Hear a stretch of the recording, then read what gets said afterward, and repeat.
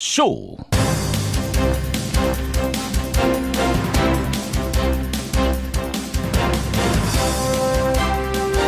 먹어야 하나 말아야 하나, 말아야 한다면 언제까지 먹지 말아야 하나. 달걀 대란이 벌어졌습니다. 애청자 여러분 안녕하십니까. 독성 농약이 검출된 세계 농가의 달걀 이미 16만 개가 시중에 유통 중입니다. 문제는 과연 세계 농가뿐이겠는가 하는 겁니다. 전수조사를 실시하면 농가의 수는 더 늘어날 가능성이 있습니다. 그런데 정말 이럴 줄 몰랐던 걸까요? 이미 지난해부터 문제 제기가 있었습니다. 알 사람은 다 알았다는 게 지금 업계의 얘기입니다. 뒷북도 이런 뒷북이 없습니다.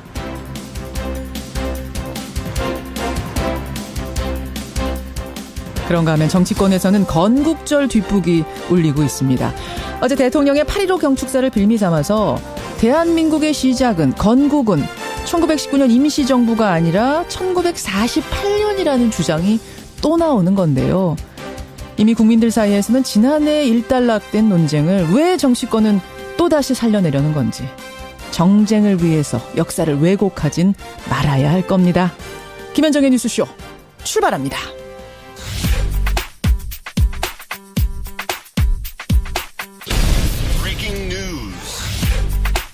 김현정의 뉴스쇼가 주목한 오늘의 포인트, 김정훈 기자 나와 있습니다. 어서 오세요, 김 기자. 네네. 첫 번째 포인트부터 보죠. 상점에서 만난 시민들의 목소리부터 한번 듣고 시작할까요? 예. 그러니까 이거는 아주 기본적인 음식이잖아요. 계란 같은 경우는. 그리고 아이들이 계란 후라이나 매일매일 거의 먹는데 너무 당황스럽고. 친환경 계란이든 뭐 무항생제 계란 이런 거 구분 없이 전체가 다 들었다는 거는 관리가 이렇게까지 안 되나 생각이 들죠. AI 과학 문제도 생긴 지 얼마 안 됐는데. 예, 살충제 달걀 그야말로 파문입니다. 네, 시민들의 불안감이 크죠. 예. 당장 어제부터 대형마트 또 편의점에서 달걀이 자취를 감췄습니다. 예. 피프로닐이라고 하는 살충제가 유럽에 이어서 우리나라 양계 농장에서도 검출된 이후에 정부는 모든 농장에서 달걀 출하를 중지시켰고요. 지금 전수조사를 진행 중입니다. 그렇죠. 또 정부는 그래도 오늘부터는 평상시 달걀 분량의 한 25% 정도, 그 정도는 유통될 수 있도록 노력하겠다. 그 얘기는 검사를 빨리빨리 해서 괜찮은 달걀들 25%는 나가게 하겠다, 이 얘기인 거죠? 그렇죠. 안전성이 확인된 것부터 출하를 시키겠다. 이런 방침을 세워놨고요. 살충제 달걀이 이미 유통 중인 것들이 있잖아요. 네네. 만약 내가 모르고 먹었다 그러면 어디까지 괜찮은 건지, 한두 개는 괜찮은 건지, 뭐 한두 개도 안 되는 건지, 이런 기본적인 궁금증부터 있어요. 네, 우려가 크실 텐데요. 예. 피프로닐 성분이 함유됐다고 해서 인체에 유해할 정도는 아니라는 게 일단 정부의 설명입니다. 정부의 설명인 거죠? 네. 이번에 문제가 된 게 그 경기도 양계 농장인데요. 예. 그곳에서 국제 기준치를 조금 넘는 피프로닐 성분이 나왔지만 성인에게는 큰 문제가 없고요. 다만 어린이는 주의한다, 이렇게 설명을 하네요. 그래요? 그런데 각 가정에 이미 사놓은 달걀이 있다면은 그 껍질은 한번 주의해서 보셔야 할 것 같습니다. 일부러 먹을 필요는 없는 거니까 여러분 사놓은 것들은 껍질을 좀 보세요. 껍데기에 뭐라고 되어 있습니까? 08이라는 표기가 있으면은 이거는 경기도에서 출하됐다는 뜻이거든요. 08이라고 인쇄가 찍혀 있으면. 네, 지역 코드로 보시면 될 텐데. 아하. 근데 이번에 피프로닐 성분이 검출된 것이 경기도이니까 08이라고 찍힌 달걀이 있다면 이것은 좀 피하시는 게 일단 주의하시고 좋습니다. 08이라고 해서 다 그런 건 아니잖아요. 08LSH, 네. 08마리 이렇게 찍혀 있으면 그게 바로 그 문제의 농가랍니다. 네. 08은 지역명이고 뒷부분은 그 출하 농가의 뭐 표시라는군요. 네네. 08마리, 08LSH 요겁니다. 두 번째 궁금증. 달걀 말고 치킨은 어떤가? 괜찮은 건가? 예, 산란계, 그 알을 낳는 그 닭이죠. 산란계와는 달리 식용 육계는 30일 정도 키워서 바로 출하를 시킨다고 하네요. 예. 또 사육 환경도 달라서 살충제 걱정을 할 필요가 없다는 게 대체적인 견해입니다. 그렇죠. 그렇죠. 진드기가 생기기 전에 바로 그러니까 출하가 되니까 치킨은 괜찮다. 참 이 파문 빨리 가라앉아야 될 텐데요. 전수조사를 내일까지 실시한다고 하니까 빨리빨리 마무리 짓고 안전할 달걀만 유통됐으면 좋겠습니다. 두 번째 포인트는요. 네, 왠지 낯설게 느껴진 군사 주권 얘기입니다. 군사 주권이요. 네, 문재인 대통령이 누구도 대한민국의 동의 없이 군사 행동을 결정할 수 없다, 이렇게 밝혔습니다. 예. 어제 광복절 경축식 경축사의 한 대목인데 한반도에서 또다시 전쟁은 안 된다, 이렇게 말하면서 예. 이 같은 표현을 썼네요. 그래요. 또다시 전쟁 안 된다. 이건 뭐 어떻게 보면 당연한 얘기죠. 네, 그런데도 미묘한 파장이 있습니다. 북한하고 설전을 주고받은 미국의 경고를 보낸 것이라는 해석이 나오는데 대한민국 동의 없이 군사행동을 할 수 없다. 이런 것을 두고 뉴욕타임즈는 문 대통령이 미국에 대해서 드물게 직설적인 비난을 했다. 이렇게 보도했고요. 예. 월스트리트 저널도 미국의 북한에 대한 일방적 군사행동을 용인하지 않을 것이라는 함축적 신호라고 보도했습니다. 그 때문인지 미국 국무장관은 북한과의 대화에 도달하는 방법을 찾는 데 대한 관심을 지속하겠다. 이런 입장을 내기로 했네요. 그래요. 여기까지 오늘의 포인트. 김정은 기자 수고하셨습니다. 네. 문재인 정부의 100일이라고 이렇게 말씀을 하셨는데 저는 이건 삼통의 100일이다 이렇게 봅니다. 행태는 쇼통이고 안보 문제는 먹통이고 또 야당과는 불통이다. 제가 점수를 박하게 주는 사람이 아닌데 낙제점을 줄 수밖에 없다 그렇게 생각합니다. 예, 문재인 정부 내일이면 출범 100일을 맞습니다. 새 정부의 100일을 넣고 정치권에서는 엇갈린 평가들 나오고 있죠.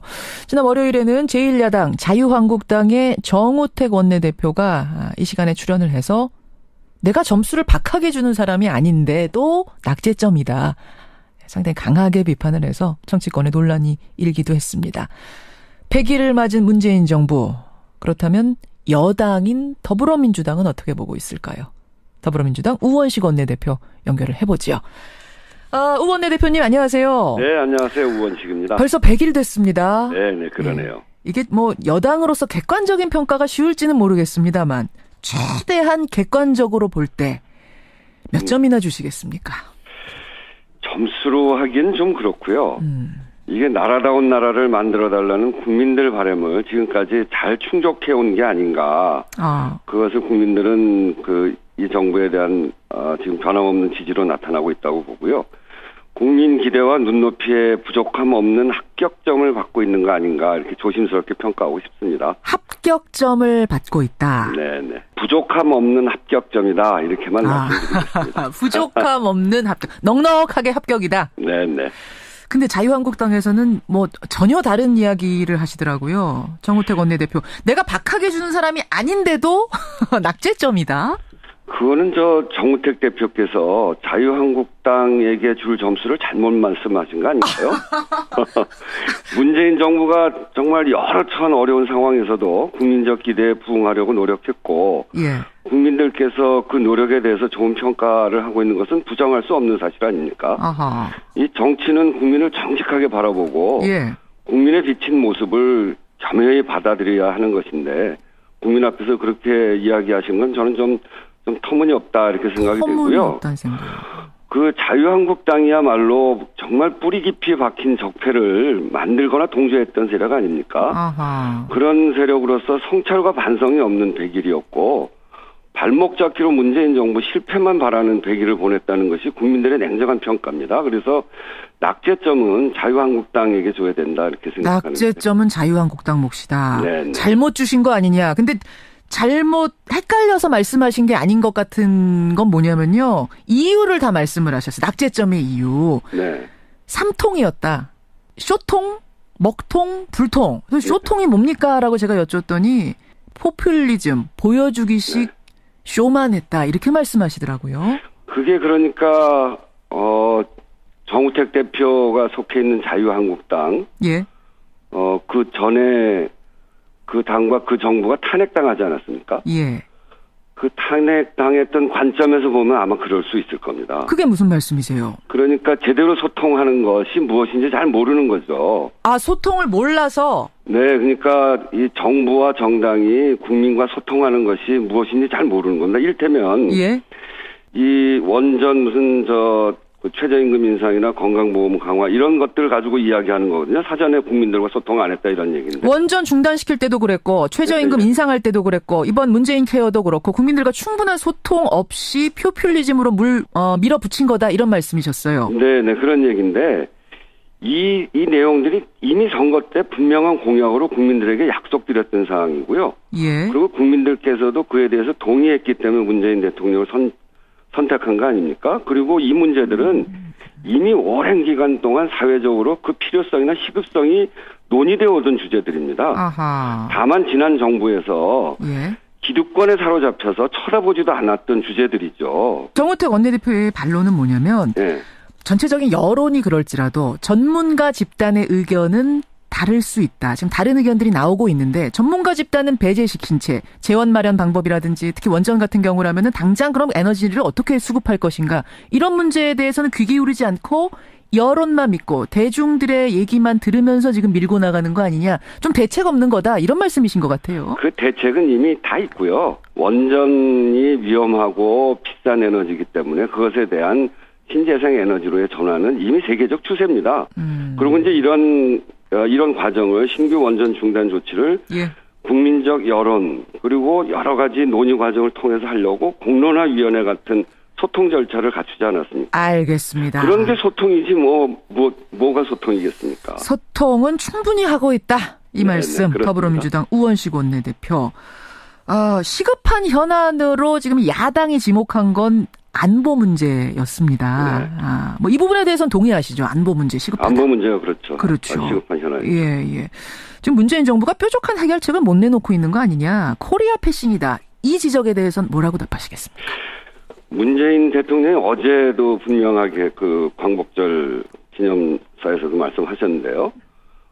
이 안보 문제에 대해서는 제재와 대화를 병행한다. 이렇게 분명한 대북 기조를 천명하셨거든요. 예. 그렇게 하면서 한미 간 굳건한 공조를 이어가고 이어가는 것을 토대로 한다는 것이고 이런 기조는 지난 아세안 안보 포럼에서 국제사회가 적극적으로 지지 의사를 밝혔던 겁니다.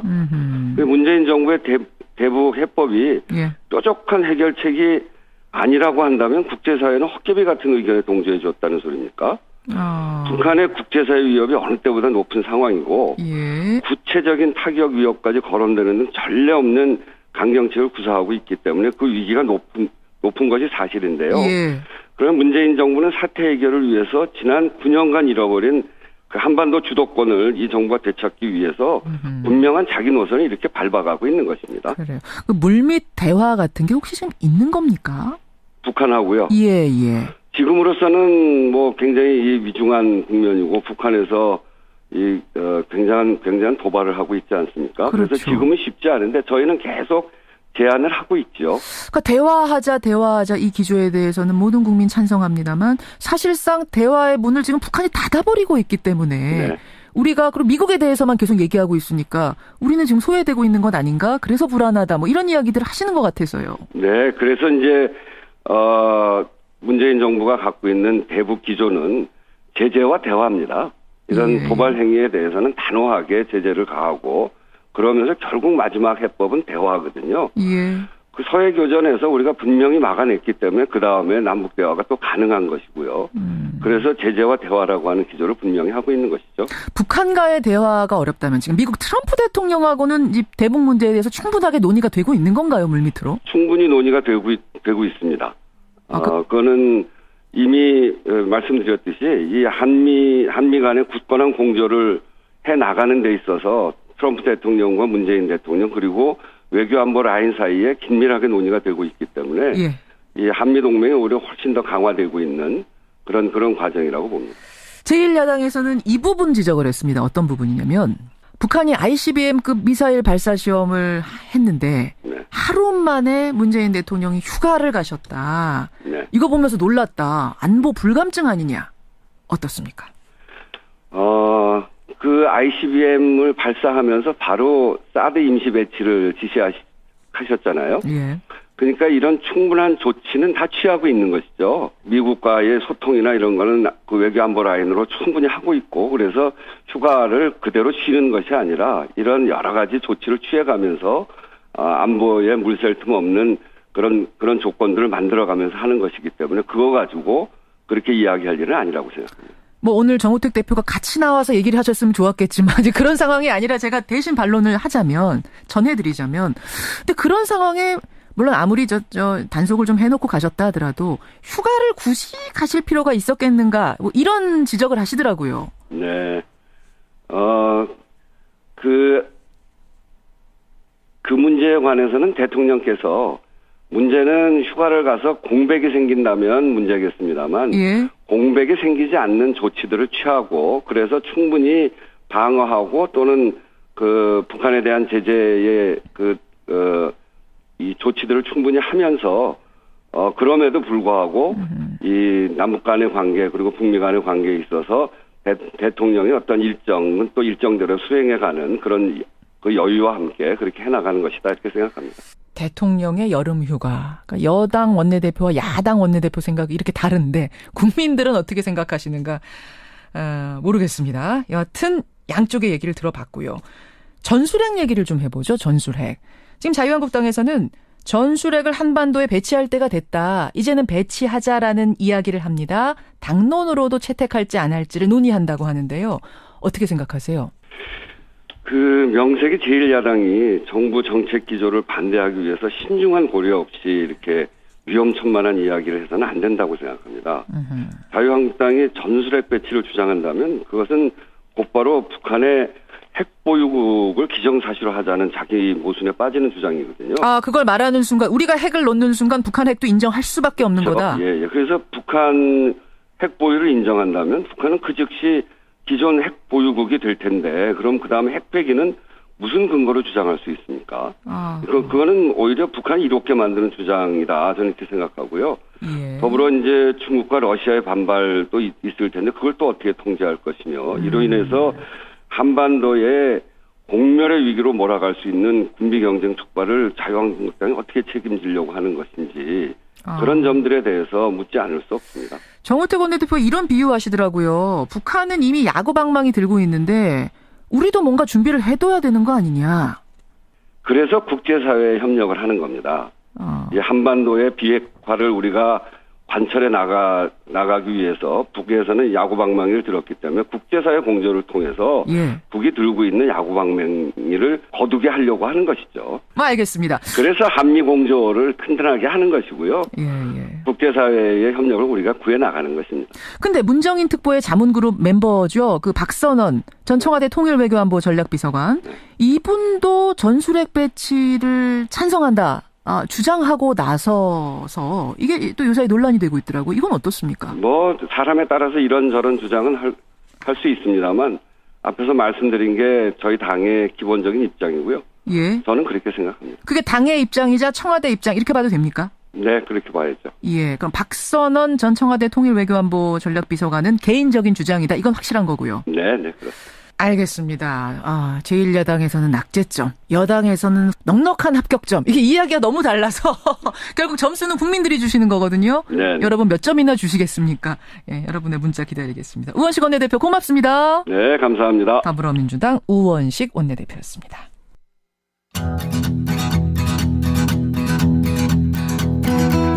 김현정의 뉴스쇼는 청취자 여러분의 참여로 이루어집니다. 트위터, 페이스북, 레인보우 게시판, 그리고 단문 50원, 장문 100원의 유료 문자 샵 1212, 우물정 1212 통해 참여하실 수 있습니다. 김현정의 뉴스쇼, 여러분과 함께 만듭니다.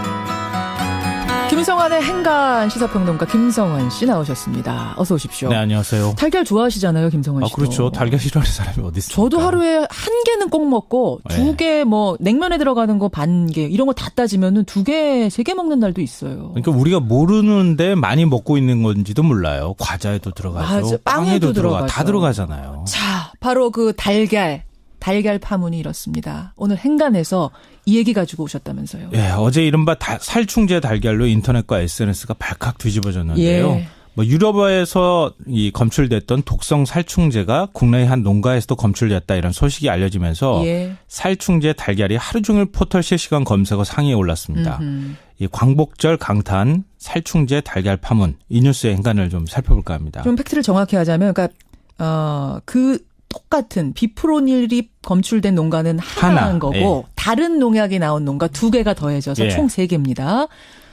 살충제 달걀 파동으로 광복절이 묻혔다란 말이 나올 정도였어요, 어제. 그러니까 광복절 휴일 아침이었잖아요. 휴일 아침에 난데없이 살충제 달걀 소식이 알려지면서 인터넷, SNS 아니 온 나라가 막 발칵 뒤집어졌는데요. 그렇죠. 문 대통령이 광복절 경축사에서 한반도에서 전쟁만은 막겠다. 아주 사실 의미심장하고 중요한 발언을 했는데 이 말이 다 덮였다고 얘기할 정도로 파문이 컸습니다. 인터넷에서는 집에 있던 달걀 다 버리고 달걀 들어간 음식 금지령 내렸다 이런 얘기도 올라오고요. 예. 이제 거실에 암탉이라도 키워야 할 판이다. 각자 도생 또 나오는 겁니까? 그렇죠. 이 대형마트, 편의점, 동네 슈퍼까지 달걀 판매 다 중단됐고요. 그러니까요. 식당, 빵집, 구내식당 모두 다 지금 전전긍긍하고 있는 상황입니다. 어제 자정부터 판매 금지령이 내리면서 저희 뉴스쇼에서도 어제 인터뷰를 진행했었거든요. 네. 그 호서대학교 임상병리학과 이분이 독성 전문가세요. 이분과의 인터뷰 내용 잠깐만 들어보죠. 우리나라는 닭을 또 밀집 사육을 하잖아요. 예. 그 선진 외국에 비해서는 그 닭을 사육하는 환경이 그렇게 좋지 않은 상황이고, 그러니까 여러 가지 질병에 취약할 수밖에 없거든요. 농약이라든가 다양한 약을 안 쓸 수가 없는 거죠. 그러니까 밀집 사육을 하다 보니까 약을 안 쓸 수밖에 없다는 걸 다 아는데 네. 왜 이제 검사를 했느냐, 뭐 이런 말씀도 어제 교수가 하시더라고요. 네, 맞습니다. 예.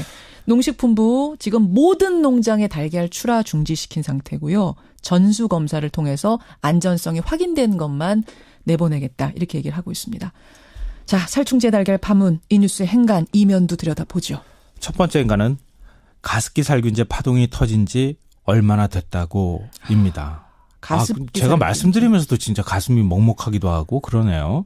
그러니까 가습기 살균제가 무서운 이유가 뭡니까? 우리 눈에 보이지 않기 때문이잖아요. 그렇죠. 그래서 엄청나게 많은 분들, 무려 1,064명이 사망하는 진짜 초유의 일이 발생했습니다. 예. 살충제 달걀도 사실은 우리가 어떻게 알겠습니까? 달걀에 살충제가 들어갔는지. 모르죠.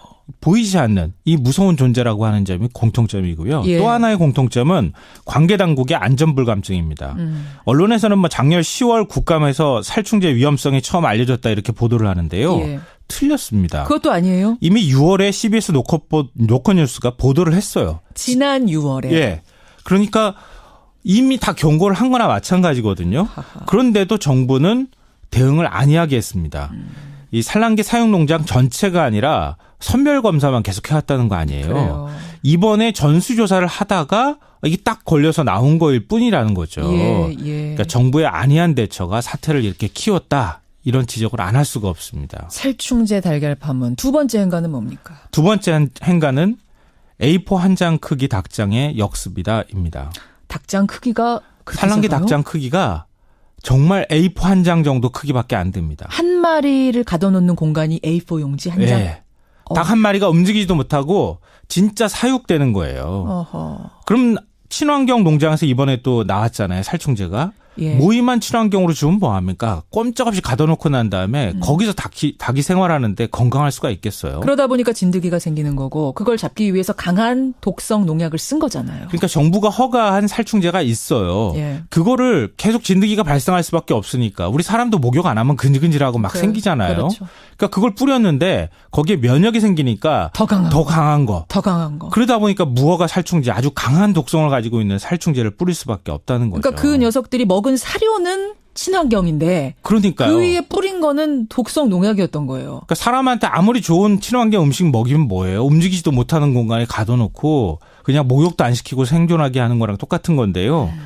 그러니까 살충제 달걀 파동은 조금 더 싸게 달걀을 먹겠다는 인간의 탐욕, 집단 사육이 만들어낸 이 환경의 역습이다 이런 얘기입니다. 굉장히 좀 근본적인 문제까지 지적을 해 주셨는데 마지막 행간 뭡니까? 마지막 세 번째 행간은 살충제 달걀보다 무서운 건 양치기 소년이다입니다. 양치기 소년이요? 이솝 우화에 나오잖아요. 양치기 소년처럼 불신이 생기면 더 큰 위험이 온다 이런 뜻입니다. 먹을거리 문제에서 가장 중요한 게 신뢰거든요. 그렇죠. 믿을 수 없는 제품 사서 누가 먹겠습니까? AA 파동 때는 그나마 달걀 비싸서 못 먹었다고 얘기할 수 있지만 이번에 살충제 달걀 파동은 차원이 다릅니다. 있어도 못 먹는 거잖아요. 불안해서 못 먹는 거거든요. 그렇죠. 앞으로도 이 파동이 굉장히 길게 갈 가능성이 많습니다.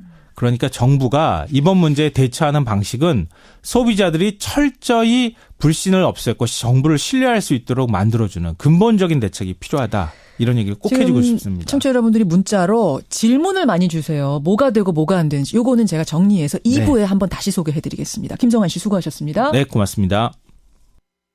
문재인 정부 100일 내일입니다. 여러분의 점수 다양하게 들어오는데요. 5508님은 아니 국정농단 일으킨 자유한국당이 낙제점 줄 자격이 있습니까?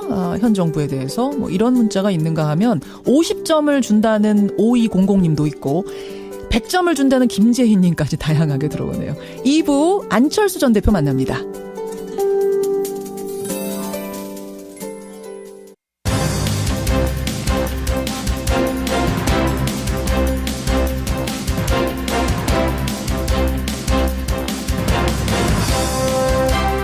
김현정의 뉴스쇼 2부 출발합니다.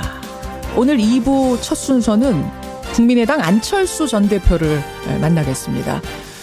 대선 후에 이 전국방송 출연하는 게 오늘이 처음이네요. 그동안 안철수 전 대표 본인한테 좀 직접 답변 듣고 싶다 이런 요청이 참 많았습니다. 우리 뉴스쇼 청취자들. 그분들 오늘 질문 다 보내주시면 되겠습니다. 잠시 후에 당대표에 출마 선언하게 된 계기는 뭔지, 반론들에 대한 답변은 뭔지 질문 들어보죠. 수요일 라디오 재판정 코너도 준비가 되어 있습니다. 서울시가요, 이제 보행 중에 흡연을 하는 행위는 그 자체를 금지시키겠다. 이런 조례 제정을 검토 중이랍니다. 보행 중 흡연 금지, 찬반 양쪽의 이야기 들으면서 여러분의 의견도 보내주십시오. 50원에 담은 100원의 장문 유료 문자입니다. 샵 1212 카톡 레인보우까지 열어놓고 출발합니다. 예, 국민의당이 본격적인 전당대회 레이스에 돌입했습니다. 최종 후보는 안철수, 이현주, 정동영, 천정배 이렇게 4명이죠. 하지만 첫 TV토론에서는 3대1 구도로 안철수 후보에게 집중포화가 쏟아졌습니다. 핵심은 과연 지금 안 후보가 대표로 나서는 게 적절한가, 이거였습니다. 본인의 답변 직접 듣고 싶습니다. 안철수 국민의당 당대표 후보 지금부터 만나보죠. 안 후보님 안녕하세요. 예, 안녕하셨습니까? 야, 목소리가 이러셨어요. 저희가 정말 인터뷰 초청하고 싶어서 많이 문의를 드렸었는데 드디어 오늘 첫 TV 토론을 이틀 전에 치르셨죠? 예. 근데 첫 TV 토론부터 집중 공격 받으시더라고요. 보셨군요. 예. 아니, 지금 이 상황이 좀 힘들진 않으세요? 토론회 혼자서 질문 받고 답하는 토론회도 있지 않습니까? 예를 들면 관훈 토론회 같은 곳에서 패널들로부터 질문 받는다 생각하고 임하고 있습니다. 나 개인 토론회 한다, 질문 받는다, 이런 느낌으로 여유 있게. 자, 그렇다면 단도직입적으로 질문 드리죠. 지금 이 시점에 왜 국민의당의 당대표가 안철수여야 하는가? 어떻게 답하시겠습니까? 지금이 일반적인 상황이 아닙니다. 지방선거 치르면서 당이 소멸될 위기에 있습니다. 그래서 이럴 때 우리 당이 가진 모든 것을 쏟아부어야 됩니다. 그래서 현 상황에서 제가 한 명이라도 더 당선시킬 수 있다고 생각하기 때문에 나섰습니다. 그리고 3년 전에 제가 또 공동 당대표로 지방선거 승리로 이끈 경험이 있습니다. 예. 그것을 100분 활용해서 우리 당 소멸하지 않도록 제 역할 다할 생각입니다. 소멸 위기까지 갔다. 한 명이라도 더 지방선거 당선시키기 위해선, 소멸 막기 위해선 내가 구원투수로 나가야 한다, 이 말씀. 예. 근데 그랬다가 나갔다가 안 될 수도 있잖아요. 안 되는 경우도 있을 수 있는데, 그러면 정말 벼랑 끝으로 정계 은퇴로 내몰리는 상황까지도 상정을 해야 할 텐데 그 정도 각오까지 하고 나서신 건가요? 당과 운명을 함께하기 위해서 제 모든 걸 걸었습니다. 예를 들면 프로야구 코리안 시리즈에서 3대0으로 우리가 치고 있는데 4차전 벌어지고 있다는 말씀이죠. 그러면 제가 5차전 선발 투수로 나와가는 게 무슨 의미가 있겠습니까? 여기에 저는 제 모든 것을 걸었습니다. 모든 것을 걸었다. 만약 그러면 그 말씀은 나갔다가 지금 당선이 안 돼서 벼랑 끝으로 몰려도 정계 은퇴까지 내몰려도 그 정도 각오까지도 하고 나는 나가는 거다. 저는 당선 확신합니다. 그리고 또 어떤 결과가 나오더라도 예. 저는 당을 살리기 위해서 최선 다할 겁니다. 예. 사실은 근데 이제 대선 제보 조작 사건에 대해서 대국민 사과하실 때만 해도 반성과 자숙의 시간을 갖겠다, 이렇게 말씀을 하셨기 때문에 20일 뒤에 출마 선언이 좀 의외였다, 의아하다, 이런 분들도 계시거든요. 물론 대선 패배에 가장 큰 책임이 제게 있습니다. 그런데 책임지는 것이 뒤로 물러나 있는 것만은 아닙니다. 오히려 적극적으로 지금 당이 처해 있는 문제들을 해결하고 위기를 극복하는 게 책임지는 자세라고 봅니다. 사실 작년입니다. 작년에 이제 총선 후에 리베이트 사건 때문에 당이 어려워졌습니다. 예. 근데 그건 아마도 잘 모르시는 분들도 계실 텐데 박근혜 정부가 저와 국민의당 죽이려고 뒤집어 씌운 겁니다. 그래서 지금 이제 1심 전원무죄, 2심 전원무죄 이렇게 나오고 있습니다만 그 당시에 제가 당을 보호하려고 대표를 사퇴하는 바람에 처음 만들어진 당의 체계를 갖추지 못하고 그만뒀습니다. 그래서 결국은 그 체계가 잡히지 않은 상황으로 이번 대선까지 치르게 됐던 겁니다. 거기에 대한 그 후회가 있습니다. 차라리 그때 좀 더 버티고 당 체계를 잡았으면 더 좋았지 않았을까 싶습니다. 지금이라도 그때 잠시만요. 그때 만약 그러면은 내가 대표직을 그만두지 않고 체계를 잡고 대선 치렀으면 대선 결과도 달라질 수도 있었을 거다. 패배 안 했을 수도 있다. 이런 생각까지도 후회가 드세요? 대선 결과는 국민들께서 판단하시는 몫이지만은 지금보다는 훨씬 더 잘 단합되고 체계 있는 상황으로 선거를 치렀을 겁니다. 그런 생각도 하시는군요. 그런 의미에서 이번에는 물러서지 않고 오히려 나서겠다. 나서야 그게 해결이다라는 생각을 하셨단 말씀. 적극적으로 책임지겠습니다. 반성과 자숙이라는 표현을 쓰셨기 때문에 이게 적극적으로 책임진다는 게 그럼 반성하고도 통하는 거라고 봐야 되는 건가요? 제가 부족했던 부분들 그동안 정말 치열하게 고민하고 생각했습니다. 그리고 이제 이번 경선 과정을 통해서 그리고 경선 이후에도 지속적으로 달라진 모습들 보여드리겠습니다. 근데 이제 대선 패배만 있는 것이 아니고 증거 조작 사건이라는 정말 초유의 사건이 발생했습니다. 근데 그 증거 조작 사건이 왜 일어났는가 보면 이게 대선 때고 그 대선의 후보가 안철수 후보였고 결국 당시의 최고 책임자였던 분이 실패한 책임자가 다시 책임자가 되겠다고 나서는 게 적절한가? 이 물음에 대해서는 또 어떻게 답하시겠습니까? 결국은 그 증거 조작 사건 자체가 그 당에서 거르지를 못한 겁니다. 당에서 체계가 잡혀 있지 않다 보니까 그 한두 사람의 그런 것을 걸러내지를 못했습니다. 이건 모두 다 공당으로서 국민들에게 책임을 다하기 위해서는 제대로 걸러내는 체계를 갖추는 게 그것이 중요하다고 생각합니다. 체계를 잡지 못. 결국 그 체계를 잡으러 결국 내가 나가겠다는 얘기를 지금 계속하고 계시는 건데 출마를 우려하시는 분들의 또 하나의 주장은 뭐냐면 안철수 후보께서 그렇게 생각하고 정말 당대표가 되신다면 당이 쪼개질 수도 있다. 즉 반대하는 측이 나갈 수도 있다. 분당이 될 수도 있다. 이런 얘기를 하세요. 당이 지금 소멸될까 봐 출마하신다고 했는데 오히려 당대표가 됨으로 해서 소멸될 수도 있다는 이 주장. 어떻게 보십니까? 그 전당대회 때는 치열하게 이제 서로 경쟁하다 보니 여러 가지 옥신각신 있을 수 있습니다만 결국은 모든 당들이 전당대회가 끝나면 다시 화합하고 통합하게 됩니다. 더 힘을 가지고 그리고 또 컨벤션 효과까지도 누리게 됩니다. 그리고 그것의 몫은 사실은 그 경쟁 그 후보들 그리고 또 당선된 당대표에게 있다고 생각합니다. 저도 이 경선 과정 중에 그리고 경선 이후에도 지속적으로 소통하고 통합하고 화합하는 노력들이 제게는 최우선순위입니다. 지금 근데 분위기를 보면 말입니다. 안철수 후보님. 어떤 얘기까지 나오냐면 안철수 후보하고 얘기하고 나왔더니 외계인하고 얘기하고 나온 것 같다. 헛소리라는 표현, 방화범이라는 표현 이런 얘기까지 지금 당 내부에서 나오거든요. 이 정도면은 이게 분당 당대표가 되신 후에 화합이 정말 될 건가, 덧셈의 정치가 될 건가 의심스러울 수준인데요. 외계인 언어를 이해를 하시나 보네요. 사실은 그 당시가 출마 전입니다. 잠깐만요. 외계인 언어를 이해하셨나 보네요라는 말씀은 그 무슨 말씀이실까요? 아니요. 그 외계인과 대화하는 것 같다고 말씀하시니까 저는 외계인 언어를 들어본 적이 없기 때문에 드리는 말씀이고요. 농담입니다. 외계인 언어는 어떻게 알아들으셨냐? 그런데 사실 그때는 출마 전입니다. 그래서 출마 자체를 만류하는 분들과 만나서 서로의 의견을 듣는 자리였습니다. 그런데 지금은 그때로부터 또 한참 시간이 지났습니다. 그리고 지금은 이미 출마해서 이미 토론회도 하고 경쟁을 하고 있는 그런 상황이기 때문에 그때 일과는 지금 현재 상황과는 다릅니다.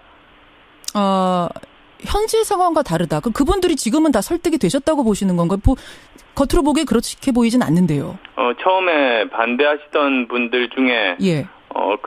이제 제가 나서야 된다는데 동의하는 분들도 계시고 그리고 또 어떤 분들은 기왕에 지금 이런 상황에서는 예. 정말로 치열하게 경쟁해서 당의 주인인 당원들의 선택을 받는 것이 옳다는 분들도 계시고 그리고 또 일부 반대도 하고 있는 분들도 계십니다. 저는 계속 반대하시는 분들과 소통하고 설득 노력을 할 생각입니다. 알겠습니다. 제가 단도직입적으로 질문 드릴게요. 안 후보님. 혹시 지금 국회의원 자리도 내려놓으셨고 당직도 내려놓은 상태고 그러다 보니까 다시 당권을 쥐지 않을 경우에 정치적인 위상이 불안해질 수도 있기 때문에 존재감이 사라질 수도 있기 때문에 출마를 할 수밖에 없었던 것 아니냐라는 의심들을 하세요. 저는 그렇지 않습니다. 저는 오히려 지금 어떻게 보면 이제 정치인으로서의 목표를 가지고 행보를 한다면 지금은 잊혀지는 게 좋은 시기입니다. 여러 가지로. 그렇지만 저는 지금 제가 뒤에서 이렇게 쉬고 있는 동안에 당이 없어지는 것이야말로 그건 있을 수 없는 일이기 때문에 나섰습니다. 알겠습니다. 소멸에 대한 이야기 걱정 계속하고 있습니다. 안철수 후보. 자, 그렇다면 만약 안철수 당대표가 된다면 첫 시험대는 내년 지방선거입니다. 지금 당 지지율 5% 수준입니다. 만약 이 상태로 선거 치르면 광역단체장 자리 한 자리도 어렵다는 분석이 나오고 있는데요. 우선 여기는 동의하십니까? 예, 저도 동의합니다. 제가 3년 전에 공동대표로 선거를 지휘해서 승리로 이끌어 본 적이 있습니다. 예. 그런데 그때 제가 깨달은 것이 총선과 참 다르구나를 알았습니다. 총선은 정치 신인이 국민들 기대를 가지고 당선될 수 있는 선거인데 예. 이 지방선거는 이미 그 지역에서 알려지고 능력에 대해서도 검증받은 사람만 당선될 수 있습니다. 그렇죠. 그래서 준비 기간이 1년도 부족합니다. 근데 지금 이제 누가 당대표에 당선된 이후에 9개월밖에 남지 않습니다. 예. 이대로 한두 달만 더 가면 우리는 지방선거 해보나 마나합니다. 그래서 굉장히 절박하고 정말 급박한 그런 심정으로 나섰습니다. 어느 정도 성적은 거둬야 된다고 보세요? 당이 다시 재기하려면. 예, 저 구체적인 목표는 사실은 진용이 갖춰진 후에 아마 이제 모든 당에서 각자 자기들의 목표랄까요? 그런 것들을 아마 이야기하는 시기가 있을 겁니다. 그런데 사실 솔직히 지금 5% 정도 지지율이라면 지금 당장은 선거를 치를 수 있는 상황이 아닙니다. 이 위기부터 극복하는 것이 순서입니다. 알겠습니다. 그래서요. 안철수 전 대표가 지방선거에 출마하셔야 되는 거 아니냐. 이른바 안철수 차출론이 당에서 나옵니다. 그러자 답을 하셨더라고요. 뭐라고 하셨냐면 가장 효율적인 길이라면 뭐든지 하겠습니다. 그래서 저는 이 얘기를 듣고 그럼 당을 위한 일이라면 뭐든지 나가라고 하면은 내가 출마까지도 각오하고 있다. 이런 말씀이신가? 맞나요? 저는 당을 위해서 제가 어떤 역할을 하는 게 가장 큰 도움이 될지 기준으로 판단하겠다고 말씀드렸습니다. 예. 그러니까 우선은 해야 될 일이 당의 혁신과 인재 영입을 동시에 병행하는 것 아닙니까?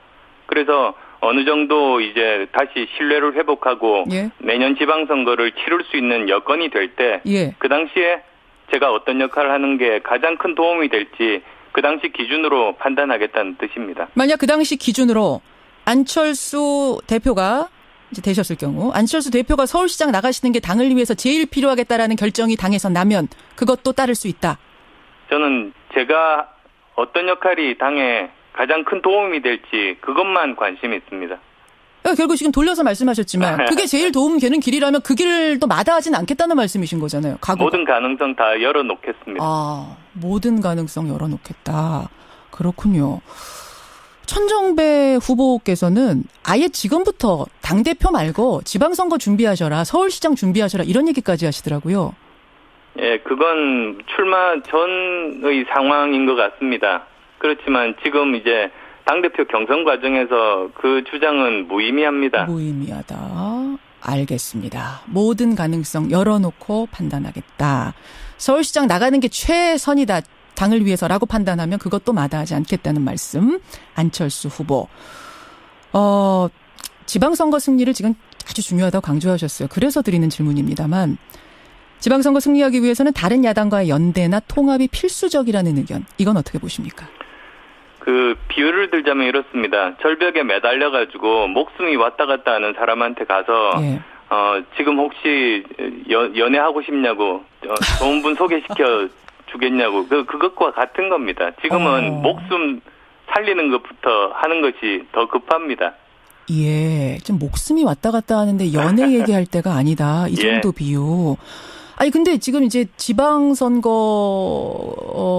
것이 이제 정치로 따지자면 그 벼랑 끝에서 떨어지냐 마냐인데 다른 당과 손 잡는 것이 연애가 아니라 구해주려는 사람의 손이 될 수도 구원의 손길이 될 수도 있거든요. 지금은 아무도 거들떠보지 않습니다. 5%도 안 되는 지지율 가진 정당 손 잡으면 같이 벼랑에 떨어질 수 있지 않습니까? 아하. 바른정당도 손 안 내밀까요? 거기도 위태위태하기는 좀 마찬가지라는 의견이 있어서. 지금까지는 보면 저희가 가장 그 상황이 좋지가 않습니다. 예. 바른정당과의 통합도 지금은 얘기 안 되는 거다. 그러면 선거 치른 후에는 어떻습니까? 선거 치른 이후에 살아남는 게 저희들 목표라고 말씀드렸습니다. 예. 그러니까 선거 치른 후에 살아남기 위해서 통합이나 연대. 지금 그런 이야기를 할 그런 상황이 아닙니다. 제가 여러 번 말씀드렸듯이 그런 게 제가 지금은 제 모든 것을 이번 지방선거에만 맞추고 있습니다. 지방선거 잘 치르는 게 제 모든 목표입니다. 제가 이 질문을 자꾸 왜 드리냐면요. 박지원 전 대표가 최근에 이런 말씀을 하셨어요. 지난 대선 당시에 안철수 후보하고 유승민 후보 간의 단일화를 추진했었다. 매일 만나서 얘기했었다라는 얘기까지 하셨습니다. 그 정도 얘기가 오갔던 거라면 바른정당과의 통합 얘기를 지금 못할 것도 없지 않느냐. 그런 선상에서 자꾸 이런 얘기가 나오는 거거든요.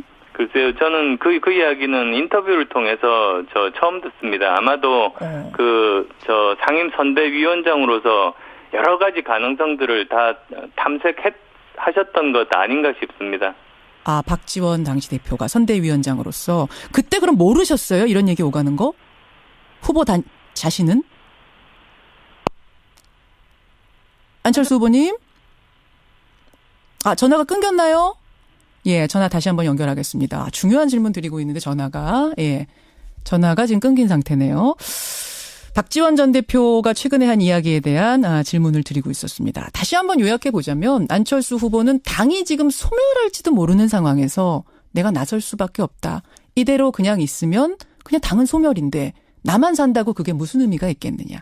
그런 의미에서 나는 나왔다 말씀을 하셨고 지금 나오고 있는 서울시장 차출설, 지방선거 차출설에 대해서는 그때 가봐야 알겠다. 그때 당이 선택하는 최선의 판단이 뭔가에 따라서 나는 그 길을 가겠다. 마다하지 않겠다. 가능성은 열려있다. 이런 표현을 쓰셨습니다. 여러분의 질문도 지금 굉장히 많이 들어오고 있네요. 오랜만에 방송 출연. 지금 전국 방송 출연이 처음입니다. 예, 그러다 보니까 많은 분들이 문자를 주고 계시는데 계속해서 주시고요. 질문이 남아있는 게 어떤 질문이냐면은 여러분의 문자도 많이 들어옵니다. 안철수 후보님 다시 연결이 됐나요? 예, 중요한 때 지금 시간도 부족한데 끊겨서 제가 조마조마했습니다. 좋습니다. 예. 그 얘기 하시다가 말았어요. 짧게 대답이 가능하실까요? 그러니까 본인은 모르는 사이에 그럼 얘기가 오갔던 건가? 예, 저 후보는 이제 당선되기 위해서 최선을 다하고 이제 선대위에서는 여러 가지 다양한 가능성들을 시도해 보는 것 아닙니까? 그렇게 역할 분담을 합니다. 그래서 상세한 이야기들은 제가 전체적으로는 다 모르는 상황입니다. 알겠습니다. 안철수 국민의당 당대표 후보 지금 만나고 있습니다. 이건 조금 다른 얘기입니다만 내일이면은 문재인 정부 100일입니다. 출범 100일. 같이 뛰었던 대선 후보기도 한데 어떻게 문재인 대통령 잘하고 계신가요? 보시기 어떠세요? 예, 좋은 평가, 그리고 또 좀 아쉬운 부분들 다 함께 있습니다. 그렇지만 제 기본적인 생각이, 취임 100일 때까지는 비판하기보다 시간을 드리는 게 옳다는 입장입니다. 그렇게 해서 충분히 어느 정도 자리 잡은 다음에, 생각이 같은, 즉, 국익과 민생이 가장 중요한 기준 아니겠습니까? 그렇죠. 그래서 그 기준에 부합하면, 전적으로 협조하고, 그렇지만, 그것이 아니다 할 때는 반대만을 위한 반대가 아니라 더 좋은 방안을 제시해서 그걸 정부에서 받아들이도록 하고 그게 정말 강하고 건전한 야당 역할이라고 생각합니다. 건전하고 건강한 야당의 역할을 다하겠다. 평가를 해본다면 몇 점이나 가능할까요? 그것도 이제 100일 지난 다음에 말씀드릴 기회가 있을 겁니다. 100일이 내일인데. 예. 저희가 경선 중이니까 아마도 이제 경선 끝나고 나서 어느 정도 이제 정리된 저희들 그리고 또 저 혼자만의 생각이 아니라 국민의당의 입장도 말씀드릴 기회가 있을 겁니다. 알겠습니다. 잘하길 바라는 마음으로 지켜보고 계시겠죠. 마지막 질문은 청취자 질문으로 드리겠습니다. 청취자 한 분이 아직 시간이 좀 많이 남긴 했습니다만 차기 대선에 또 도전하시는 건가? 이런 질문 주셨네요. 어떻습니까? 저는 내년 지방선거까지만 계획이 있습니다. 삶의 계획은 내년 지방선거까지만? 모든 것을 걸었습니다. 그래서 이 당이 제대로 자리 잡고 그리고 다당제가 정착되는데 저는 모든 것을 바칠 겁니다. 대선에 대한 이야기는 아직 염두에도 두지 않고 있다 이 말씀이세요? 지금 제 머릿속에 없습니다. 머릿속에. 아니 근데 이게 지금 5년 뒤라고는 하지만 워낙 큰일이라서 아예 머릿속에 아예 지워버리실 일은 아닐 것 같은데. 저는 가장 중요한 게 사실은 다당제에 대한 신념입니다. 예를 들면 제주도 갈 때 예전에는 항공사 2개만 있었을 때 요금 계속 오르기만 하고 불만이 많았습니다. 그런데 지금 굉장히 많은 항공사가 다니다 보니까 요금도 낮아지고 서비스 만족도도 높습니다. 사실은 정치에서는 경쟁이 필요합니다. 정치에서 경쟁이 되어야 고객인 국민들이 행복합니다. 그런데 양당 체제가 있을 때는 경쟁하는 것처럼 보이지만 사실 그게 경쟁 상황이 아닙니다. 오히려 상대방의 실수만 바라보고 가만히 있다가 반사이익을 얻는 거니까요. 알겠습니다. 경쟁이라는 거는 노력할 때 경쟁이지 노력 안 하고 가만히 있는 건 경쟁 상황이 아니지 않습니까? 예, 나의 머릿속은 지방선거, 다당제 이런 중요한 것들이 들어있다 이 말씀. 오늘 여기까지 말씀 듣도록 하고요. 다음에 또 목소리 자주자주 좀 들려주세요. 예. 오늘 고맙습니다. 네, 감사합니다. 국민의당 당대표 후보로 나섰습니다. 안철수 후보였습니다. 음향뉴스 현장. 내가 만든 종이배를 타고 한강을 건넌다. 이 만화 같은 장면이 현실에서 일어났습니다. 골판지와 테이프만으로 종이배를 만들어서요. 한강 종주에 도전하는 대회가 열렸는데요. 종이로 만든 배가 과연 잘 뜰까요? 대회 현장으로 나가보시죠. 다시 한번 알려드리겠습니다. 한강홍단 종이배 경주대 2회차 레이스. 한강 배 만들고 건너려고 왔어요. 종이로 배 만들어서 건널 수 있어요? 네! 아니요. 왜 아니요? 네, 가라앉으니까요, 젖으면. 저희 배 이름은 일단 세이호입니다. 저희 배 주안점은 일단 뜨는 겁니다. 무조건 뜨자. 그거 말고는 없습니다. 무조건 타봐도 돼요? 안 돼요. 우주공학적으로 지금 다 만들고 있는 겁니다. 저희가 무조건 이깁니다. 일단 저희는 저희끼리 좀 재밌게 놀아보도록 하겠습니다. 테이프 붙이는 거랑 엄마가 뭐 가져오라 하면 가져가는 거. 마지막 키 만들고 있어요. 방향차. 영수야, 가유죠. 아까 80이고 오늘 우승하시면 30만 원 상당의 화장품 세트가 기다리겠습니다. 무료 교환권이 납니다. 오늘 한번 해보고 만약에 바로 가라앉는다 그러면 내년에 한 번 더 도전해볼까 싶어요. 저 이제 꾸미기만 하면 될 것 같아요. 일단 저희 다른 두 분들을 다 침몰시키는 게 목적입니다. 해상 전투도 준비하시나 봐요. 네, 저기 바가지랑 물총이랑 다 준비되어 있습니다. 자, 준비해 주시고. 가라앉는 팀이 절반이고요. 저희 좀 잡아주세요.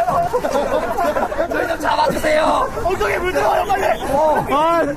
저희 조에서 1등으로 나왔습니다. 새벽에 만나서 도안까지 짜고 왔습니다. 출발을 제대로 못해가지고요. 아쉬워요. 다음에 하면은 더 잘 만들어서 1등할 수 있을 것 같아요. 종이가 물에 뜨듯이 미래를 위해서 가족 건강을 위해서 화이팅! 아들이 6학년 마지막 여름방학이에요. 추억 쌓기 겸해서. 어떻게 재충전 됐나요? 만땅 된 것 같습니다. 배 이름이 세이호.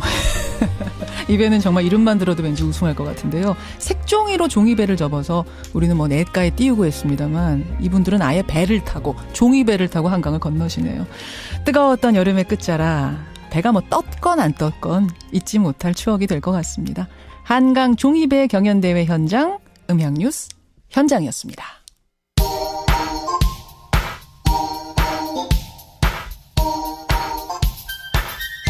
김현정의 뉴스쇼 CBS 라디오와 함께하고 계십니다. 저는 퇴근길 시사잡기 정관용입니다.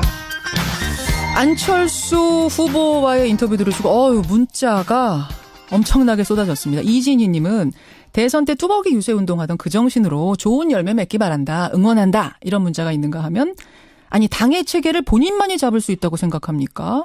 라고 하면서 김주환님은 포기하는 게 낫다. 또 이런 문자도 들어오고요. 6745님은 과연 명분이 있는가? 이런 반론, 질문 문자도 들어옵니다. 무엇보다 많이 들어오는 건 달걀 관련된 질문입니다. 여러분들의 의견. 3923님. 그 달걀 표면에 08이라고 찍혀 있으면 이게 경기 지역을 표시하는 거다. 주의하셔라 하셨는데 08이라고 찍혀 있으면 그럼 무조건 먹으면 안 됩니까? 이렇게 물어보셨는데요. 그건 아닙니다. 이번에 발견된 농장이 08, 경기 지역은 맞습니다. 그런데 08 뒤에 마리라고 찍혀 있거나 08 뒤에 LSH 이렇게 찍혀 있는 농장입니다. 08은 지역명, 뒤는 농장의 표시입니다. 그렇게 찍혀 있으면 요거는 드시면 안 돼요. 버리셔야 됩니다. 그런가 하면은 냉장고에 보관 중인 요건 질문 드렸고 충분히 익혀 먹으면 안전합니까? 이런 질문도 들어와 있는데요. 아닙니다. 이 피프로닐 성분은요. 아무리 익혀도 남아 있습니다. 특히 노른자 부분에 90%가 남아 있기 때문에 주의하셔야 되고요. 인체에는 어떤 영향을 미칩니까? 정말 불안하네요. 이런 문자도 들어와 있는데 만약 이제 모르고 먹었어요. 모르고 섭취할 경우에는 몸무게 60kg인 남성을 기준으로 매일 5개씩 먹어도 인체에는 별 이상이 없다. 그러니까 크게 설사 모르고 먹는다고 해도 크게 염려할 수준은 아니라는 정부에서 내놓은 답변입니다. 하지만 이렇게 안심을 시킨들 안심이 되겠습니까? 빨리 전수검사해서 안전한 달걀, 그렇지 않은 달걀 가려줘야 될 거고요. 또 철저하게 이 농약 검사를 주기적으로 실시해야 됩니다. 이렇게 유럽에서 뭐가 터졌다고 그때 실시하고 이거는 정말 안 되는 거죠. 예. 여러분의 의견 고맙습니다.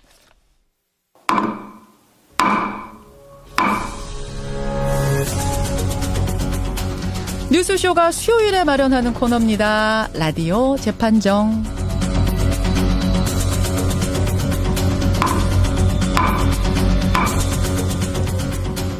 논란이 되고 있는 이슈나 인물을 저희가 스튜디오 재판정 위에 올려놓겠습니다. 여러분 들으시면서 여러분의 의견을 꼭 보내주셔야 됩니다. 예, 오늘도 양측의 의견 전해주실 분 모셨습니다. 노영희 변호사님 어서 오세요. 네, 안녕하세요. 백성문 변호사님 어서 오십시오. 네, 안녕하세요.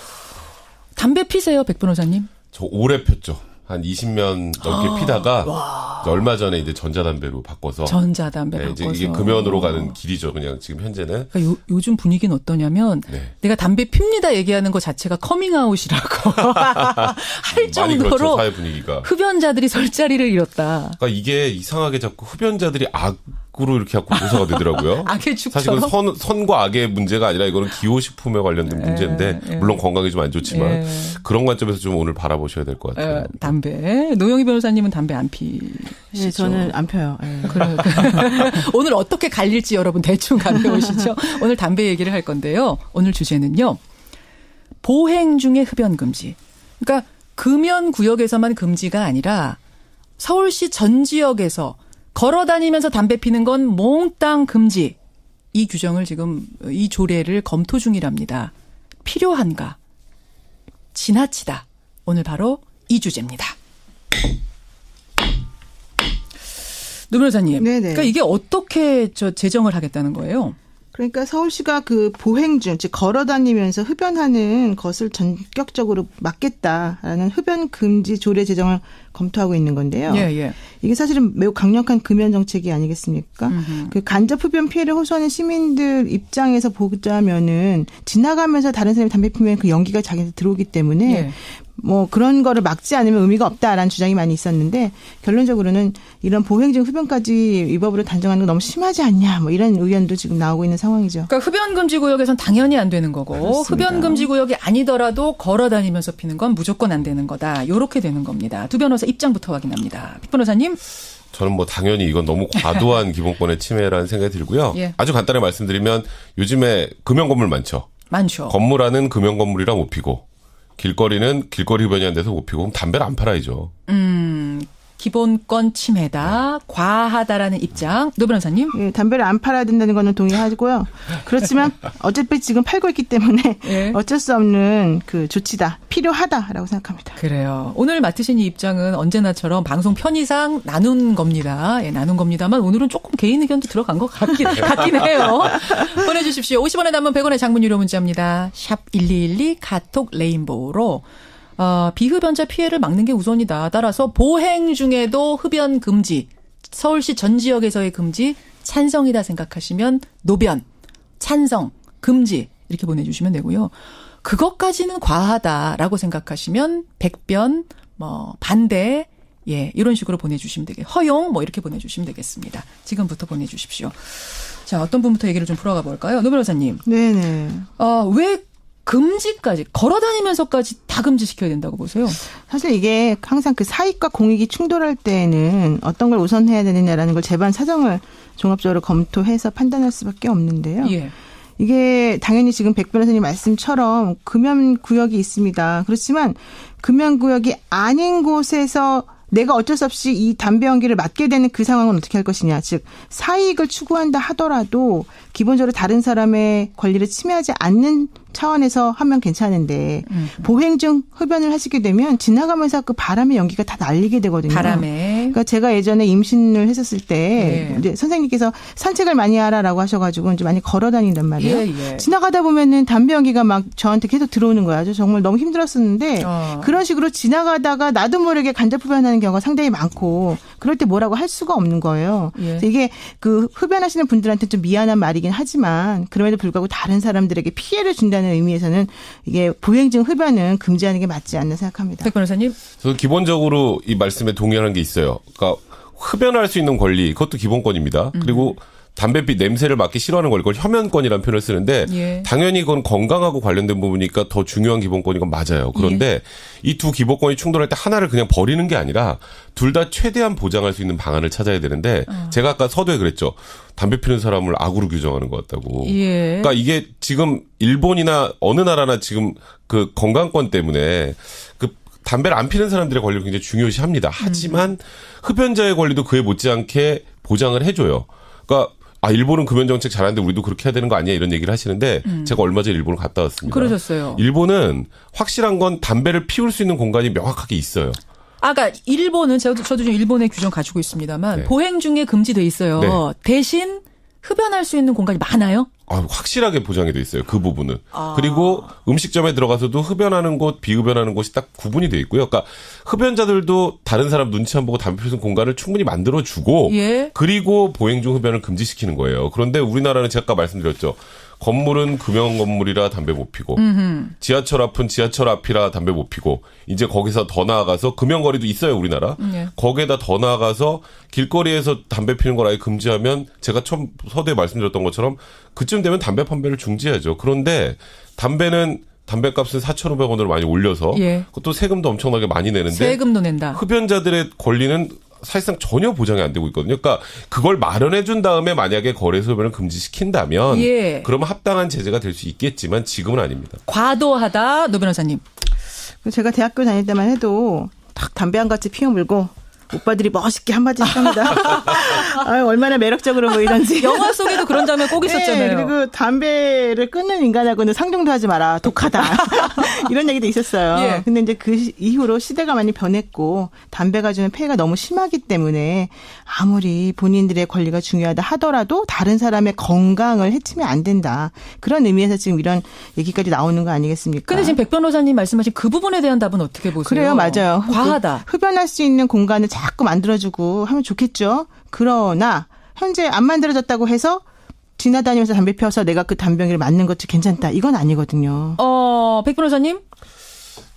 지금 말씀하시는 건 그러니까 이제 담배 피는 거 간접 흡연 피해가 너무 심하니까 안 된다라는 건데요. 지금 그럴 정도로 예상이 되는 공간들은 이미 금연거리로 지정이 돼 있습니다. 그렇게 논란이 되는 곳들은. 노 변호사님 이미 지정이 충분히 돼 있다? 바람을 막아주세요. 바람에 의해서 이게 흘러가는 것은 어쩔 수가 없다니까요. 이게 공간을 막는다고 되는 게 아니잖아요. 그러니까 그렇다면 제가 말씀드렸던 것처럼 담배가 그렇게 폐해가 심각하고 간접 흡연에 노출되어 있는 분들이 어려움을 겪는다면 국가에서 국민들의 건강을 증진시키는 차원에서 입장에서 담배를 안 팔아야죠. 맞습니다. 부는 바람까지 그렇게 얘기할 정도면 그럼 팔지 말아라. 담배는 그렇게 많이 팔고 세금을 그렇게 많이 걷어가는데 담배는 아무 데서도 못 피게 한다는 것 자체가 좀 넌센스고요. 또 하나는 그리고 서울시만 조례로 제정하면 안 되죠. 평등권 침해죠. 서울시 주민들만 담배를 길거리에서 못 피는 것도 이상하잖아요. 그러니까 이런 거를 전국적으로 시행을 하기 위해서는 여러 가지 대책들을 만들어 놓고 해야지 자꾸 우리나라에 제가 말씀드렸던 것처럼 흡연자를 악으로 몰고 가면 안 된다. 그 말씀 꼭 드려야 될 것 같습니다. 그 말씀은 손쉬운 규제의 길을 지금 택하는 거 아니냐. 대안도 없이 그 말씀이세요? 그래요. 나라에서 담배 만들어서 팔면서 피지 말아라. 이건 사실 모순이죠. 저도 그 점에 동감하고 그렇다고 해서 우리가 몸에 좋지 않은 거를 피지 말아야 된다. 이 말을 또 걷어들일 수는 없잖아요. 그러니까 서울시에서라도 우선 시작을 해야 되겠죠. 그리고 지금 현재요. 제가 흡연 관련 규제 사례를 몇 가지 살펴봤는데 아까 말씀하신 것처럼 일본은 보행 중 흡연으로 어린 나이에 눈이 실명되는 사건이 있었습니다. 그 이후로 대부분의 거리에서 흡연을 금지하고 있고요. 홍콩도 입국할 때 소유할 수 있는 담배가 19가치로 제한되어 있고요. 미국은 주 단위로 엄격한데 여행지인 타임스퀘어나 헤럴드 스퀘어 등에도 보행자 광장 이런 곳에서는 금연구역이 다 지정돼 있고요. 그리고 2007년 3월 인도 뉴델리 최고법원에서는 운전석에서 흡연마저 금지시켰습니다. 자기 자동차에서 피는 것도? 차에서 흡연하는 것이 걸리게 되면 엄청난 금액의 벌금을 물고 5번 이상 적발되면 면허가 취소됩니다. 창문 올리고 펴도? 네, 그렇습니다. 자기가 다 마시겠다는 것도? 네, 그렇습니다. 그래요. 그 정도로 엄격하다.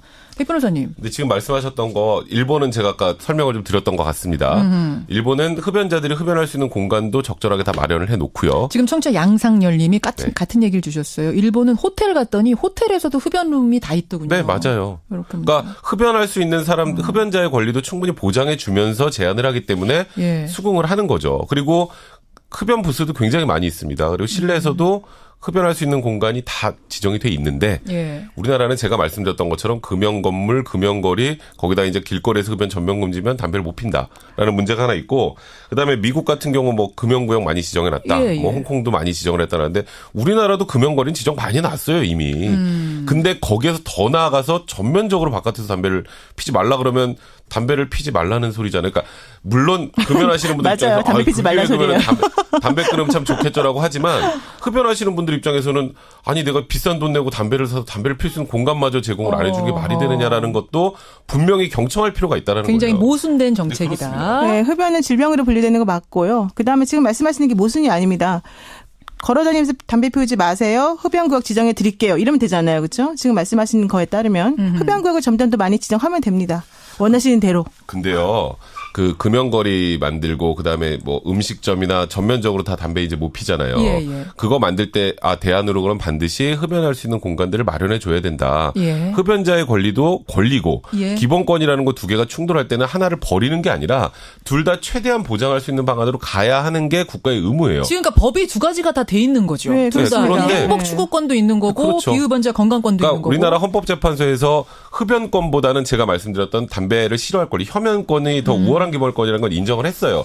저도 그 부분에 대해서는 인정을 하나 문제는 그렇다고 흡연자의 권리를 전적으로 배제하면 안 되는 거죠. 근데 우리나라는 정책 자체가 지금 아까 해외 사례를 보고 마치 우리나라 지금 금연 정책이 정당화될 수 있다는 표현을 좀 하셨는데 우리나라는 흡연자의 권리를 거의 제로로 만들어가고 있어요. 그러면 그 문제가 있는 거죠. 흡연자도 숨 쉴 수 있는 공간은 만들어주고 그 이후에 규제를 해야 되는데 규제가 전혀 없다.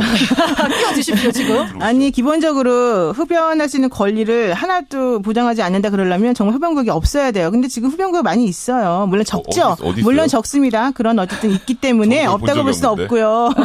베란다에서 담배 피시는데 여러분들 항의 전화 많이 오시죠? 왜 그러냐면 바람을 타고 날아가기 때문이거든요. 그건 통제할 수가 없어요. 본인이 아무리 통제하려고 하고 조심하려고 해도 기본적으로 다른 사람을 우선적으로 생각해야죠. 아니 그러니까 다른 사람 우선적으로 생각하는 거 저도 그게 잘못됐다는 게 아니라 그러면은 담배를 어디서 펴요? 피지 말지. 지금 이렇게 저는 지금 살짝 담배를 끊은 사람이기 때문에 상관이 없는데 권리를 보호해주는 측면이에요. 그러니까 오늘 라디오 재판정이 법적으로 여러분 따지는 겁니다. 비흡연자의 혐연권, 건강권이 먼저냐, 흡연자에게도 행복 추구권이 있다. 이들의 행복권이 우선이냐, 혹은 지금 너무 과하게 규제하고 있는 건 아니냐. 이 부분이 지금 법적으로 충돌하고 있는 겁니다. 여러분 문자 보내주셔야 됩니다. 50원의 단문, 100원의 장문 유료 문자, 샵 1212 카톡 레인보우. 근데 사실은 지금 흡연을 안 하시는 분들, 담배 끊으신 분들이 원체 인구가 많기 때문에 오늘 답변은 그런 분들 의견이 좀 많이 올 수는 있어요. 근데 여러분 오늘 판단은 좀 더 객관적으로 법적으로는 어떻게 해야 되는 건가 이렇게 판단 내려주시면 좋고요. 문자 한번 소개해 볼게요. 8336님은 이분은 강한 금지 정책을 피자하는 쪽이세요. 달리는 자동차에서 피우는 것도 규제해야 된다. 아까 인도가 그랬다고 그러셨나요? 네네, 인도처럼 해야 된다. 왜냐? 뒤에 오는 차에 피해를 주고 문 열 경우에 꽁초도 마구 버린다. 맞습니다. 이분은. 그래서 규제해야 된다는 분이 계시는가 하면 5708님은 아니 이럴 거면 담배를 만들지도 마세요. 아니 팔 때는 파는 정책 따로 해놓고 또 금연 정책적으로 따로 해놓고 나라에서는 돈만 챙겨갑니까? 너무 과한 규제다. 백변의 손을 들어주신 분도 계십니다. 그런가 하면 소망님은 이분은 비흡연자시래요. 비흡연자 입장에서 환영하기는 어렵습니다만 이게 무슨 말? 비흡연자 입장에서 환영하기는 합니다만 흡연자들이 좀 불쌍하기는 하다. 굉장히 솔직한 답변. 불쌍하기는 하다. 이런 문자 주셨어요. 9411님. 우리 시아버님은 하루 담배를 2갑씩 피우시는데 103세까지 장수하셨습니다. 이런 문자도 들어오고 있는데요. 전반적으로는 보행 중에도 담배 피는 거 금지하자 쪽 문자가 지금까지는 많이 들어온다는 거. 지금까지 스코어 전해드립니다. 50원의 단문 100원의 장문 유료 문자 샵 1212로 몇 분 더 받아보죠. 몇 분 더. 백 변호사님. 네. 아까 들으셨잖아요. 그러니까 이게 지금 심지어 자동차에서까지도 금지해야 되는 거 아니냐 이런 분이 계시거든요. 그러니까 비흡연자의 제가 말씀드리는 그 혐오권을 제가 무시한다는 뜻이 아니고요. 제가 우월한 기본권이라는 표현까지 썼습니다. 예. 그러니까 제 말은 뭐든지 다 금지만 시켜서 정책을 달성하는 건 너무 쉽잖아요. 그러니까 일단은 흡연할 수 있는 공간을 좀 마련을 해주고 이런 규제 정책으로 간다면 저도 이 규제 정책에 대해서 반대할 생각은 없는데 제가 말씀드렸던 게 그러면 서울에선 담배 필 수 있는 공간 자체가 없으면 그럼 담배를 왜 만들어 팔며 국가는 왜 그걸 가지고 이득을 취하느냐. 그렇다면 이런 정책을 펴기에 앞서서 어떻게 흡연자들이 그러니까 다른 사람에게 피해를 주지 않고 담배 필 수 있는 공간을 확보할 수 있을지 먼저 고민하고 그 고민이 끝난 이후에 이런 규제를 한다면 제가 여기서 반대를 부재할 이유가 없죠. 그리고 저 지금은 담배 안 핍니다. 알겠습니다. 네. 지금 끊고 계신다는 거. 건강 증진 부담금이 이미 담배 판매 금액에 포함되어 있지 않느냐. 이 부분의 주장을 강하게 한 청취자들도 꽤 많이 계세요. 흡연자신 것 같아요. 노 변호사님 여기에 대해서는 답변 어떻게 하시겠어요? 네, 맞습니다. 오늘의 결론은 국가가 잘못입니다. 그러나 현재로서는 어쩔 수 없는 거 아니겠습니까? 기본적으로 담배 금연과 관련된 규제는요. 한꺼번에 몰아쳐서 강력하게 할 때만 효과가 있다는 게 드러났습니다. 스페인 같은 곳에서는 부분적으로만 이 금연을 장려하다 보니까 효과가 없었던 걸로 나타났고요. 다른 나라에서는 실질적으로 흡연을 금지하고 반대하는 규제를 적극적으로 공세적으로 펼쳤을 때 금연 인구가 늘어났다라고 하는 그런 사례가 있습니다. 그러니까 더 강력하게 할 필요가 있다. 오히려 금연 정책. 이거는 흡연자하고 비흡연자하고 나눠서 찬반을 할 문제가 아니고요. 지금 담배를 혹시 안 피시는 분들도 물론 간접 흡연 때문에 피해를 보셨던 경험이 있었던 분들 꽤 계실 거예요. 하지만 최소한의 흡연자의 권리도 있다라는 것 정도는 한 번을 생각을 해보셔야 될 것 같고요. 맞습니다. 규제할 거 강력하게 규제하는 건 맞지만 규제를 해도 숨통은 틔워주고 하는 규제가 이루어져야 사실 지금 국가 정책의 정당성이 인정이 되는 거지 무조건 막아, 무조건 하지 마. 근데 담배 살 때 비싸게 사는 아닌 것 같아요. 세금도 내. 뭐 이거는 아닌 것 같다. 그러니까 아까 전에 그러면 팔지 말아라. 팔지 않으면 이건 사실은 팔지 않는다는 건. 저도 팔지 않았으면 좋겠어요. 차라리. 근데 그렇게 지금 되지 않는 상황이란 걸 전제하고 그다음 논의를 해야 된다. 이런 지적도 지금 보내주고 계시는데 2016님은 담배 연기 날리면서 걷는 분들 만나면 이분은 숨을 참고 앞으로 달려간다라고 하셨어요. 그래서 이분은 차라리 서서 피우는 거는 차라리 허가를 하는데 걸어가면서 피우는 거는 정말 금지해야 된다. 이런 분이 계시는가 하면 8861님은 요즘은 흡연자들이 금연자들의 주는 피해 상황을 굉장히 스스로들 미안해하고 있고 그런 사회적 인식이 많이 확산된 상황인데 여기에 대해서 또 법으로 걸어다니면서 흡연구역인데도 걸어다니면서 피우는 건 안 된다라고 하는 건 좀 과한 것 같다. 이런 문자. 5201님. 흡연부스 정책 먼저 만들고 규제 시행해라. 한 번에 너무 숨통을 조이지는 말아라. 이런 문자도 들어오네요. 노 변호사님. 너무 숨통을 아까 조여야 금연이 된다고 하셨는데 흡연자들 입장에선 그건 너무한 거 아니냐. 그래요. 맞아요. 우리가 쥐를 몰 때도 도망갈 구멍을 남겨놓고 몰아야 된다. 이런 얘기가 있어요. 예. 자꾸 이렇게 악으로 만드세요. 사람 쥐라니. 아니, 악이 아니라 기본적으로 이제 그런 비유가 있듯이 너무 한쪽을 몰고 극단적으로 가면 안 된다. 그건 당연히 맞는 말씀이죠. 속담 얘기하신 거예요. 노 변호사님 사무실로 항의 전화하시면 안 됩니다. 호도하시면 안 되고요. 기본적으로 저는 흡연권자들의 주장을 충분히 이해하고 저도 같이 공감하는 바가 많습니다. 그러나 그럼에도 불구하고 현실적으로 보행 중 흡연하시는 분들 때문에 입는 피해가 사실 말은 안 하지만 많아요. 그래서 그런 것들 생각하신다면 본인이 조금 불편하더라도 좀 참아주시고 얼마 전 서울시 정책박람회에서 조사한 결과 보행 중 흡연 금지 이 정책에 대해서 88.2%의 압도적인 찬성표를 얻은 바가 있습니다. 여론이 그렇다는 그렇습니다. 말씀. 여론이 아무리 시민들이 제안한 정책이랍니다. 여론이 아무리 그렇다고 하더라도 그러니까 우리가 자꾸 이게 뭐 여론으로만 너무 모든 거를 결정을 해서는 안 되잖아요. 이거 법적으로도 판단을 분명히 해봐야 되는 문제인데. 그리고 서울시에서 지금 뭐 시민들이 제안해서 이런 걸 시행할까 말까 지금 고민을 하고 계신데요. 이거는 서울시가 고민할 게 아니라 국가가 고민해야 될 문제입니다. 어디서는 길거리 흡연이 안 되고 어디서는 되고 그것도 이상하지 않나요? 서울시 딱 벗어나서 경기도부터는 되고 그렇죠. 뭐 이런 것도 너무하다. 그러면 경기도 쪽 인구가 좀 늘어날 수도 있겠네요. 분산 정책이 인구 분산 정책이 자연스럽게. 자, 여러분의 투표 마감하겠습니다. 보행 중에 흡연 금지. 이제는 흡연구역, 금연구역 가릴 것 없이 보행 중에는 무조건 담배 피면 안 된다라는 서울시가 지금 검토하고 있는 이 정책 필요하다. 아니다, 지나치다. 청취자 여러분들의 판단은 이렇게 나왔는데요. 이것도 마지막에 마지막에 조금 바뀐 결과랍니다. 81% 대 19%, 19% 대 81%로 여러분은 금지시켜라. 노 변호사의 손을 들어주셨습니다. 백 변호사님. 아까 88%라는 것보단 낫네요. 아니, 저도 이게 흡연하지 않으시는 분들은 이 법적인 문제를 떠나서 내가 싫기 때문에 당연히 심정적으로 그러실 것 같은데, 그러니까 지금 이 82% 정도 되시는 분들, 1% 되시는 분들도 권리라는 게 한쪽을 전적으로 무시하는 것으로 해결되는 건 아니라는 건 한 번 정도 생각을 해보셨으면 좋겠어요. 저도 길거리에서 보행 중에 흡연하는 것 저도 굉장히 보기 안 좋아요. 하지만 흡연자의 숨통을 완전히 끊어놓는 것도 나라와 시에서 할 일은 아니라는 것 정도는 그러니까 제가 말씀드렸던 것처럼 흡연할 수 있는 공간을 확보해 주고 그다음에 다른 사람한테 피해가는 이런 것들을 규제하는 게 선후가 이제 좀 현재 정책은 좀 잘못됐다라는 거 한 번 정도 생각해 보실 필요 있을 것 같습니다. 소수 의견도 우리가 귀 기울일 필요가 있다라는 말씀 전해드리면서 라디오 재판장 오늘 두 분 고생하셨습니다. 네, 고맙습니다. 백정문 변호사, 노영희 변호사였습니다. 오늘 목동 스튜디오 밖의 하늘은 찌뿌드드하네요. 전국이 이렇게 흐립니다. 흐린 가운데 가끔 비 내리는 하루가 되겠습니다. 김현정의 뉴스쇼 오늘은 여기까지입니다. 저는 내일 아침 7시 반 어김없이 돌아오지요. 고맙습니다.